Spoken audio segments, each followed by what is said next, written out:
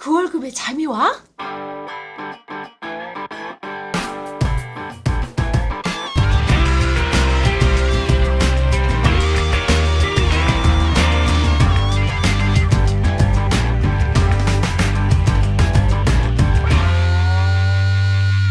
안녕하세요. 그 월급에도 잠이 오게 하는 방송 머니스토리 TV 뭉치양승민입니다. 예, 반갑습니다. 이창구입니다. 음, 알아야 당하지 않는다. 뭘 알아야 되냐? 금리를 알아야 돼요. 그래서 뭐 투자에 대해서 많이들 관심이 있으시죠? 그래서 금리를 아셔야지만 실질적으로 투자가 보입니다. 그래서 지난 시간에 이어서 오늘 세 번째 시간 금리의 세 번째 시간 우리 사부님 모시고 다시 한 번 더 강의 듣도록 하겠습니다. 예, 오늘 뭐 예, 무슨 내용이십니까? 오늘은 이제 금리와 관련해서 이제 마지막 세 번으로 이제 시리즈를 말씀드린 거 이제 마지막 시간이 될 것 같은데요. 첫 번째, 두 번째 시간이 이제 금리와 관련된 그런 뭐 용어라든지 뭐 작동되는 경로를 좀 말씀드렸다라고 하면은 네네. 예, 세 번째 시간에는 뭐 금리와 관련된 금융상품은 뭐가 있고 또 금리와 관련해서 금리 상승기와 하락기에 우리는 어떤 투자 전략을 가져가야 될지 그리고 금리의 상승과 하락이 실제 우리 경제 그리고 우리 사회 현상에 어떤 작동을 해서 영향을 미치게 되는지 이 부분과 관련한 내용을 좀 말씀드리도록 하겠습니다. 재밌겠네요. 네네. 이 금리가 우리가 그 투자는 그런 투자형 상품에 절대적으로 영향을 미치게 됩니다. 그렇지. 네.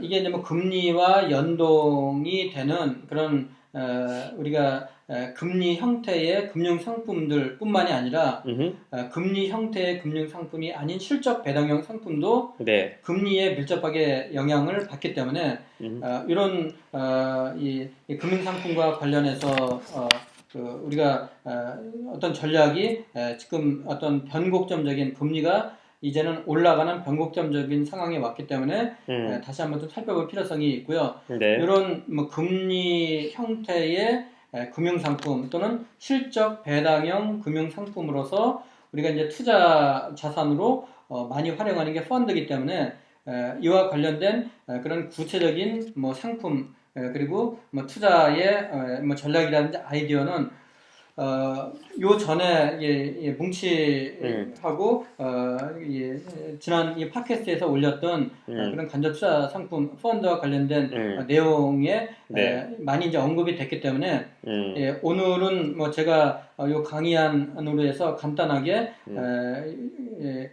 살펴보고 구체적인 내용은 그 자료를 좀 참고하시는 게 좋을 것 같습니다. 지난 사부님 강의하신 그 펀드 관련된 방송이 있으니까 그 부분 참고하시면 좋을 것 같습니다. 네네. 그래서 이게 금리라고 하는 게 금리 형태에 의한 금융 상품. 그래서 뭐 확정 금리형이든 뭐 변동 금리형이든 실적 배당 상품이든 이런 것들이 뭐 영향을 미치고 그리고 실적 배당형 상품이라고 할 수 있는 뭐 이 단기 금융 상품들, 그리고 장기 금융 상품들 이런 뭐 주가와 연계된 이런 상품들 이런 것들은 간단하게 지금 이제 이 화면에 올려주시면은 이 화면에 올려주신 슬라이드를 가지고 다시 한번 정리를 한번 해보시고요. 네네. 그러면 이런 금리가 변동이 될 때 금융 상품을 그러면은 어떻게 선택을 하는 게 좋을 거냐라고 하는 전략적인 내용을만 좀 요약을 해서 좀 말씀을 드리도록 하겠습니다. 그렇죠. 그러면은 금리가 올라갈 때 내려갈 때 전략들이 좀 달라질 텐데 금리가 오르든 내려가든 금리 변동과 관계없이 변하지 않는 그런 우리의 이제 재테크 원칙이 있는데 첫 번째 지금 또 이제 연말이 이제 다가오니까 비과세 절세 상품으로 선택을 하는 거. 그래서 이 비과세 절세 상품 중에서 특히 이제 소득공제와 연계된 비과세 절세 상품이면서도 소득공제와 연계된 거는 연말 다가오면서 우리가 충분히 활용하지 못한 게 있으면은 체크해서 충분하게 활용을 하고요. 그리고 지금 현재 국회에 상정되어 있는 뭐 ISA라든지 또는 해외 금융 비과세라든지 뭐 일부 그런 또 이제 비과세 절세 상품들 같은 경우에는 금년도 뭐 연말까지 국회 세법이 어떻게 진행되느냐라고 하는 것을 한번 보고 차후에 다시 한번 또 리뷰를 한번 해드리는 걸로 하고요. 이렇게 이제 금리 변동과 관계없이 소득공제 상품 그리고 금리 변동과 관계없이 현금 서비스는 굉장히 좀 이제 지양할 필요성이 있는데요. 금리가 낮다라고 하더라도 네. 현금 서비스의 그 이자는 좀처럼 떨어지지 않더라고요. 네네. 지금 현재 현금, 그러니까 우리가 1년 만기 정기예금 금리가 뭐 평균적으로 1.5%가 안 되는데, 현금 서비스에, 이 대체적으로 그 뭐 카드 회사들 현금 서비스의 이자가 거의 15% 가까이 돼요. 한 10배 정도 비싸거든요. 네네. 그리고 또 이것도 연체를 했을 때, 그러니까 현금 서비스가 연체가 되거나 또는 은행에 정상적으로 대출받은 게 연체가 되면은 대출 이자에 또 몇 배가 되게끔 비싸지기 때문에 그래서 우리는 금리의 어떤 변동과 관계없이 이런 지금 말씀드린 네 가지 정도는 꼭 그 염두에 둘 필요성이 있고요. 그러면 이제 금리 변동 시에 이제 금융상품 선택 전략으로 해서 금리가 상승하는 시기에는 단기 상품으로 운영을 하고 네. 금리가 하락하는 시기에는 장기 상품을 선택을 하자. 이거는 우리가 이제 상품을 투자를 하고 돈을 맡기는 그런 관점에서 그랬고요. 그래서 금리 상승기에는 또 한편으로 금리가 변동되는 예금 상품에 가입하는 게 유리하겠죠. 네. 그리고 금리가 하락하는 시기에는 예금 금리가 떨어지는 것을 방어하기 위해서 고정금리 상품에 가입을 하고, 네네. 그리고 이제 금리가 상승한 시기에는 채권형 상품에 가입을 좀 지양을 하자. 뭐 최근의 상황이라고 이제 볼 수 있을 겁니다.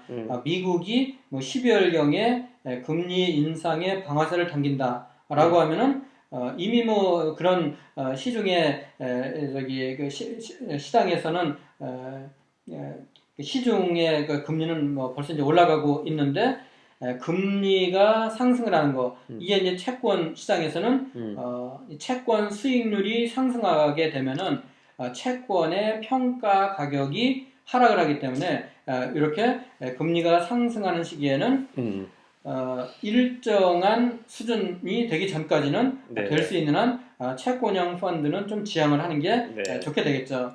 그리고 우리가 이제 대출을 받는 입장에서는 이제 반대가 되겠죠. 대출일 경우에는 금리 상승기에는 고정금리를 선택하고 금리 하락 시기에는 변동금리를 하락하는 이런 전략들이 필요하게 되겠죠. 네. 그러면 이제 금리가 지금 이제 오르내리는 이런 변동들이 사회 현상에 구체적으로 어떻게 영향을 미치느냐.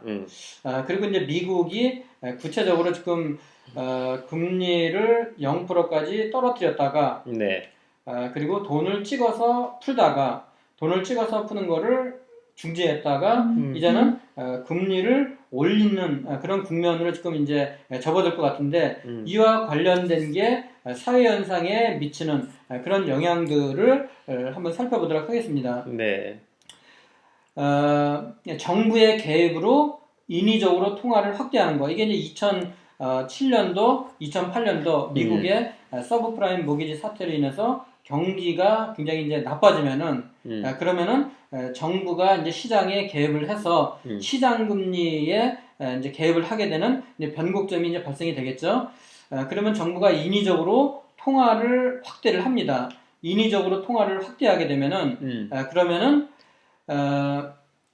이 생산자들은 통화가 확대가 되면은 그러면은 앞으로 인플레이션이 발생이 돼서 물가가 오르겠구나 라고 이제 생산자들이 이제 판단을 하게 돼요.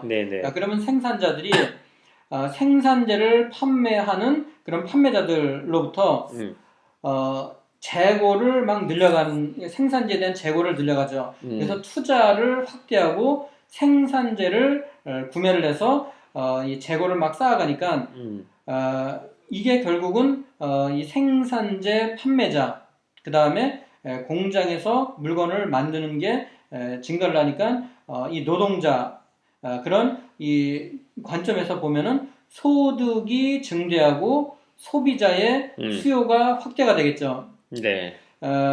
이게 지금 이제 미국에서 이제 나타나고 있는 국면이 이제 여기까지 오게 된 거죠. 네. 미국이 금융위기가 터지고 나서 경기가 이제 나빠서 사람들을 충분히 이제 해고를 시켰다가 경기가 좋아지니까 고용을 증대를 시키고 고용이 증대가 되니까 이제는 사람들을 쓰려고 하면은 임금까지 올려달라.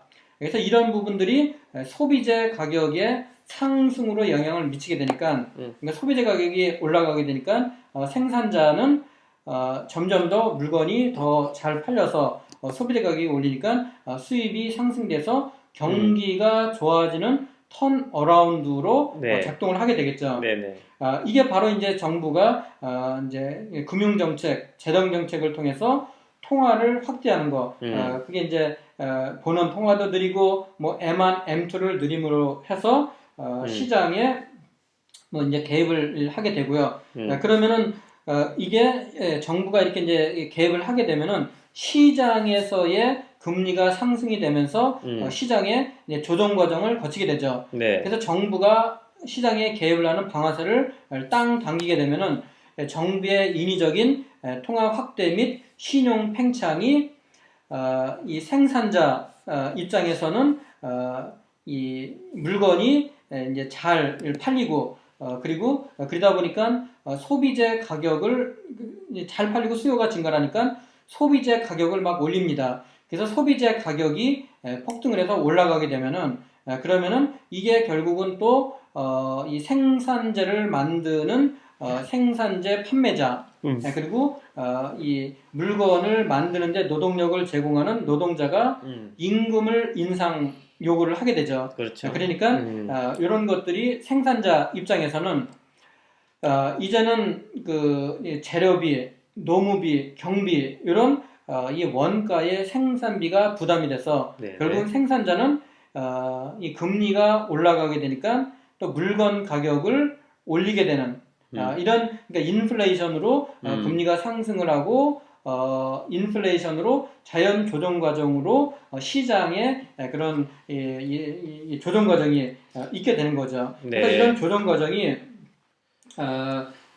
쭉 이제 과열로 이제 영향을 미치게 되면은 그러면 이제 정부가 시장이 너무 이제 과열이 되게 되면은 그러면은 과열을 좀 시키기 위해서 정책 금리를 낮춰서 시장의 금리를 끌어내리게 되죠. 그래서 이 정책 금리를 낮추고 시장 금리를 끌어들이기 위해서 이제 이 정부가 참 이제 경기가 이제 상당히 이제 안 좋은 그런 국면일 때 경기가 굉장히 안 좋은 국면일 때는 정부가 정책 금리를 이제 끌어내려서 시장 금리에 영향을 미치게 되는데 디플레이션 하에서는 경기가 안 좋은 이런 디플레이션 하에서는 정부는 정책 금리를 내려서 통화 공급을 위해서 안간힘을 이제 쓰게 되는데 이게 이제 정책 금리를 끌어내리게 되면은 그러면은 정책 금리를 끌어내리는 금융 정책에다가 정부가 통화량을 또 인위적으로 이게 공급을 하게 되는 재정 정책 이런 거를 써서 이 통화 팽창을 유도하는 리플레이션 정책을 쓰게 되면은 그러면은 이 사람들이 이제 경기가 이렇게 좋다가 확 나빠지는 이런 국면으로 이게 전환이 되게 되면은 빚은 그대로 있는데 자산의 가격은 떨어졌거든요. 그래서 빚은 그대로 있는데 자산의 가격이 떨어져 버리기 때문에 정부가 초기에 금리를 계속 낮추고 통화를 엄청나게 공급함에도 불구하고 돈이 부족해요. 그래서 금리가 막 올라가거든요. 이 경기가 나빠지는 초입 국면에는 그게 바로 위기가 발생된 초입 국면에는 빚을 갚기 위한 통화 수요가 급격하게 증가를 합니다. 이게 이제 급격한 디레버리지라고 이렇게 이야기를 하는데요. 급격한 디레버리지가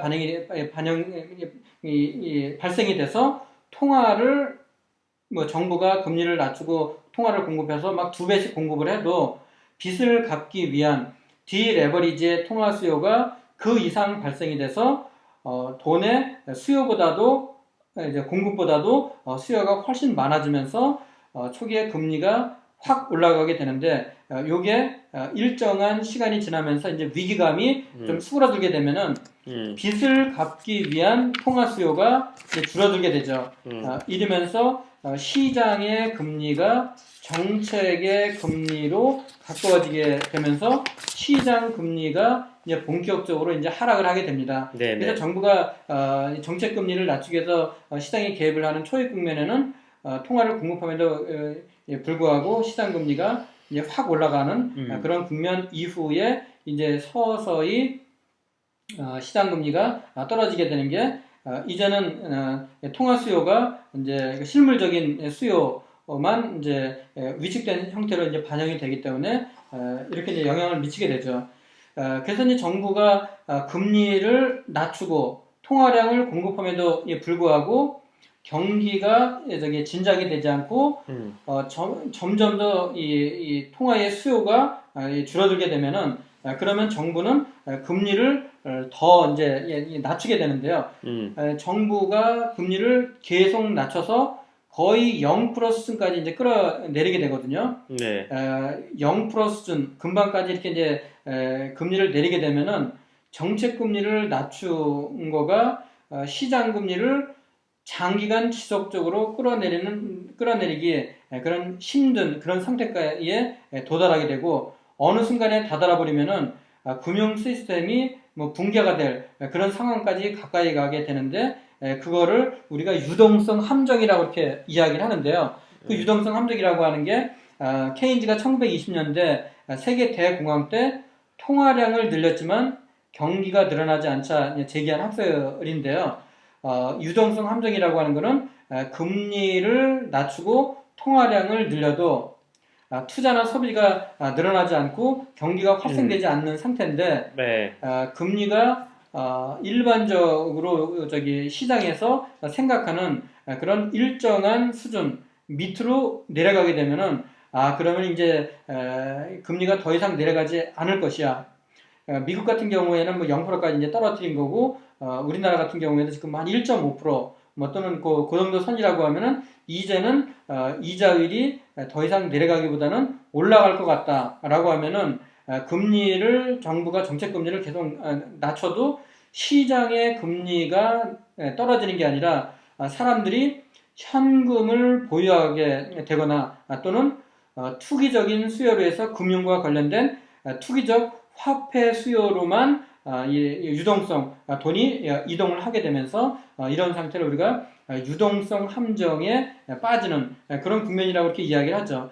그러면은 이렇게 유동성 함정에 빠져드는 정도까지 금리가 낮아지게 되면은 그러면 정부가 그 다음에 쓰는 정책이 바로 미국이 썼던 양적 완화 정책이라고 하는 돈을 찍어서 푸는 정책이죠. 네네. 이런 양적 완화의 정책은 정책 금리가 점점 낮아져서 결국 제로 금리까지 가까워지게 되면은 중앙은행이 발권력을 동원해서 돈을 찍어서 푸는데요.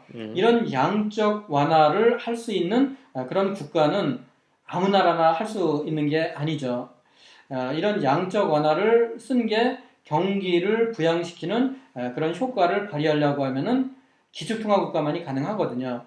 그러면 지금 현재 세계의 기축통화 국가는 IMF의 특별 인출권 SDR에 들어가 있는 이 네 개의 통화, 미국의 달러, 유럽의 유로와 영국의 파운드와 일본의 엔화만이 지금 양적 완화를 해서 경기를 부양하는 이런 정책을 쓰는 거가 경제에 부정적인 영향을 미치지 않을 거고요. 네. 우리나라나 기술통화 국가가 아닌 뭐 중국이나 이런 나라가 금리를 유동성 함정에 빠져서 금리를 충분히 내렸다고 양적 완화 정책을 쓰게 되면은 통화량이 늘어나면서 통화 증발 현상이 발생이 돼서 네네. 그 나라의 돈의 값어치가 오히려 확 떨어지면서 대외로 돈이 빠져나가는 그런 부정적인 영향이 미치게 되겠죠. 그래서 지금 중국의 주식시장을 바라보는 그런 우려의 시각도 많이 있지만 중국의 주식시장을 긍정적으로 바라보는 시각 중에 하나가 지난 11월 4일부터 중국의 주식시장이 하루에 뭐 2, 3% 많게는 3, 4%씩 뭐 한 일주일 정도씩 이렇게 쭉 올라갔던 그런 이유 중에 하나가 중국의 위안화가 요 IMF의 요 SDR에 편입이 된 거가 거의 확실시 되고 그 비율을 얼마로 할 거냐라고 하는 게 결정이 된 것 같아요. 이게 바로 이 양적 완화를 이제는 중국이 쓸 수 있다. 그래서 중국이 이 양적 완화를 쓸 수 있다라고 하는 거는 이제 그 재정 정책에서 상당히 정책의 그 여지가 넓어졌기 때문에 이와 관련된 중국의 이런 부정적인 그런 이슈들이 상당 부분 이제는 좀 수그러들지 않았나 뭐 이렇게 생각이 듭니다. 이렇게 이제 금리가 0%까지 떨어지면은 돈을 찍어서 공급을 하게 되는데 이런 이 양적 완화를 쓰는 거가 아주 간단한 그런 이제 방정식을 가지고 이 미국에서 계속 뭐 한 10년 정도의 주기를 가지고 돈을 풀었다 줄였다 하는데 이게 피셔의 교환 방정식이라고 이와 관련해서 좀 더 구체적인 그런 내용들도 제가 일전에 네. 강의했던 내용에 피셔의 교환 방정식에 의해서 미국의 금융위기가 터졌을 때 네. 금리를 0%까지 떨어뜨리고 그게 이제 유동성 함정에 들어가게 되니까 네네.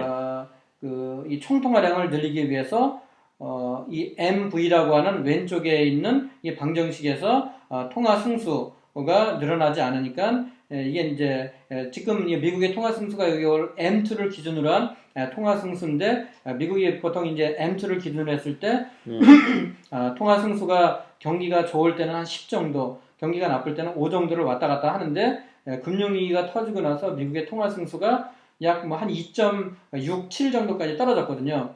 그러니까 이 통화 승수가 하락을 함으로 해서 총 통화량이 엄청나게 줄어드니까 결국은 이 M이라고 하는 이 본원 통화량을 찍어서 공급을 해서 총 통화량을 끌어올렸는데 지금 이제 이 미국의 이제 통화 승수가 이제 증가하기 시작을 해서 지금 뭐 한 3.2 정도 M2를 기준으로 해서 지금 올라오고 있는 이 요인이 결국은 PY라고 하는 오른쪽에 물가 상승률과 성장률의 곱해서 이렇게 이제 통화량이 증가를 하는 거는 성장률을 상승시키는 아주 긍정적인 영향을 미치면서 물가가 서서히 올라가게 되는데 통화량이 갑작스럽게 늘어나게 되면은 성장률을 물가 상승률이 잡아먹으면서 물가만 많이 올라가는 그런 상태가 되기 때문에 결국은 이 성장률을 올라가는 거 그다음에 물가가 상승하는 거를 서서히 진행하기 위해서 미국이 결국은 이제는 금리를 올려야 되겠죠. 그래서 그 다음 국면에 미국이 양적 완화 이후에 쓰는 정책이 바로 경기가 잠깐 좋아지는 것 같다. 지금 국면이라고 이제 볼 수 있을 거예요. 네. 지금 이제 경기가 좋아진다라고 하면은 이 통화량이 많이 이제 증가를 시켰죠. 그리고 경기도 좋아지죠. 경기가 좋아지니까 사람들이 대출을 일으켜서 자동차와 같은 내구재 그리고 대출을 일으켜서 주택과 같은 이런 자산을 투자를 하고요. 이게 결국은 자산 구입률을 끌어올리니까 아까 통화 승수에서 이 통화의 승수도 높아지고 그리고 미국 같은 경우에는 전 세계에 이 양적 완화를 진행을 하면서 약 뭐 4조 달러 정도를 풀었던 이런 본원 통화량이 이머징 마켓에 나갔던 통화들도 미국으로 들어오면서 급격한 인플레이션이 발생이 될 수 있겠죠. 그래서 이건 이제 향후에 아마도 한 2년 내외 정도 이후에 발생되는 그런 현상이 될 수 있을 텐데 급격한 인플레이션이 발생이 되면서 결국은 또 정부가 정책 금리를 인상을 해야 될 텐데 이게 바로 국가 부채에 대한 이자 부담을 가중시키는 게요. 경기가 이렇게 이제 나빠지게 되면은 경제의 3주체에서 가계와 기업의 부실이 정부의 부실로 전이가 되면서 가계와 기업은 좋아지게 되지만 국가의 부실이 커져서 국가 부채가 굉장히 커지게 되거든요. 네. 그래서 이 국가 부채가 커진 상태에서 금리가 중앙은행이 금리를 올려서 금리가 올라가게 되면은 결국은 국가에서는 국가 채무에 대한 이자 부담이 증가를 하니까 이자 부담의 증가로 인해서 악화되는 재정을 튼실하게 하기 위해서 결국은 기업과 국민에게 세금을 많이 거둘 수밖에 없죠. 그럼 기업과 국민의 세금을 많이 거두는 거가 결국은 이 소비를 유효 수요를 악화시키는 이런 요인을 해서 경기를 재침체시키는데 요거와 관련된 좀 더 이제 구체적인 내용이 제가 이제 지난 시간에 말씀드렸던 그런 이제 이 거시경제, 미시경제의 변수들로 해서 작동되는 거를 지난 시간 거를 다시 한번 들어보시고요. 네. 그래서 결국은 또다시 경기는 침체가 되겠죠. 그래서 이번에도 이제 미국이 아마도 이제 12월경쯤에 이제 금리를 올리면서 미국의 이제 금리 인상이 이번에도 역시 이제 자산시장에 영향을 미칠 텐데 네. 뭐 종종 또 뭐 이런 이야기를 뭐 하는 경우도 있어요. 이번에는 좀 다르다라는 이야기를 하기도 하는데요. 그렇지. 뭐 저는 이 전에 말씀을 드릴 때도 역사는 계속 반복이 된다. 네네. 우리가 과거의 역사를 계속 살펴봐야 된다. 네. 이게 이제 존 템플턴 아주 전설적인 투자가 템플턴 그로스 펀드를 운영했던 존 템플턴이 투자에 있어서 가장 위험한 말은 이번엔 다르다라고 하는 겁니다. 네. 그래서 향후에 나타날 그런 현상들을 우리가 좀 더 예측을 하고 좀 더 대응을 잘 하려고 하면은 이 과거의 사이클을 좀 더 이제 공부를 해야 되기 때문에 그래서 오늘은 이 세 번째 시간으로 이제 말씀을 드렸던 게 금리를 인상을 하고 또 금리를 뭐 인하를 하고 이런 정부의 정책 금리가 시장에 어떻게 작용을 해서 사회 현상에 직접적으로 영향을 미치는지 그런 내용을 가지고 이제 말씀을 드렸습니다. 그래서 지금 말씀드린 내용을 가지고 뭐 투자 쪽에 그게 이제 금리형 상품이든 네. 또는 뭐 주식형 상품이든 채권이든 그리고 좀 더 우리가 이제 대출을 일으켜서 보통 투자를 많이 하는 레버리지 투자가 많이 들어가는 부동산이든 이게 금리가 인상이 됐을 때에 어떤 영향을 미쳤느냐라고 하는 거를 곰곰이 한번 생각을 해보는 그런 기회가 됐으면 좋겠습니다. 야, 금리를 알아야 투자가 보인다. 세 번째 시간. 되게 뭐 중요한 내용 많이 있었어요. 실질적으로 이제 거의 투자의 향후 2, 3년에 대한 방향성을 미리 다 말씀을 해주신 것 같습니다. 예.